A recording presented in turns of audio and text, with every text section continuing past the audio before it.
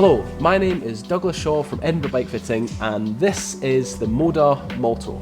MODA Molto is the ultimate multiple bikes in one. So right here we have a gravel bike, which is really the core purpose of the bike. So current configuration is 2x standard gravel build. So this build has got flared handlebars, which you can also spec just normal, non-flared if you want. Standard kind of cables running through the frame, so the frame's internally routed, the headset isn't internally routed. The bike, the way that it's set up, is capable of, you can ride this thing on the road, you can ride it on canal path, you can ride it on fire road, all the way up to kind of relatively aggressive gravel plus single track. So the tyre options on this bike are anything up to 50mm clearance, so that's actually very generous. The bike can also run 650B tyres if you're wanting something with a little bit more squish in the tyres, slightly more aggressive again. This bike is available in 1x, 2x. You can also spec this with, like, if you really wanted to spec it with an Ultegra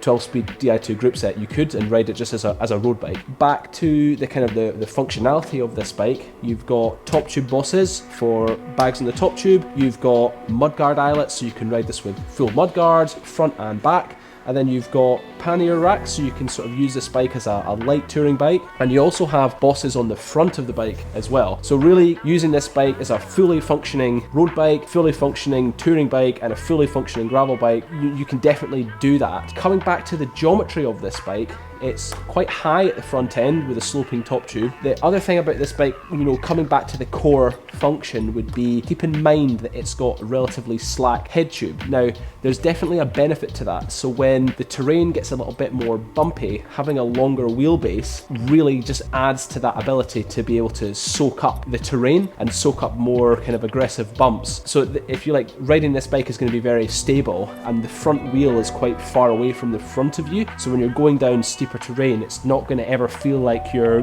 going to be worrying about flying over the front of the bike. So definitely still is a gravel bike, and riding that gravel bike on the road, it's not going to feel the same as a road bike would, but it's still versatile enough and generous enough in its geometry that it does allow you to ride it, as I said, as a road bike. The more suitable crossover would be someone who's looking for an endurance style geometry, kind of all-round winter bike, because it is quite high on the front end, so the stack height is quite high and the reach is quite short. Riding off-road, that works because the front wheels are way out from you, but just keep in mind, if you're wanting to turn this into a road racing bike, you're probably going to struggle to get the performance that you need out of it, but there are plenty of other options out there. So core functioning gravel bike, 50mm tyre clearance, very versatile build options from 1x, 2x to full-blown road group sets. Contact points, you've got flared bar options, straight bar options, standard stem bar, very all-round, great value, do it all. This is the Molto in the Nardo grey colour. You can see, just as an example here, really, of a mechanical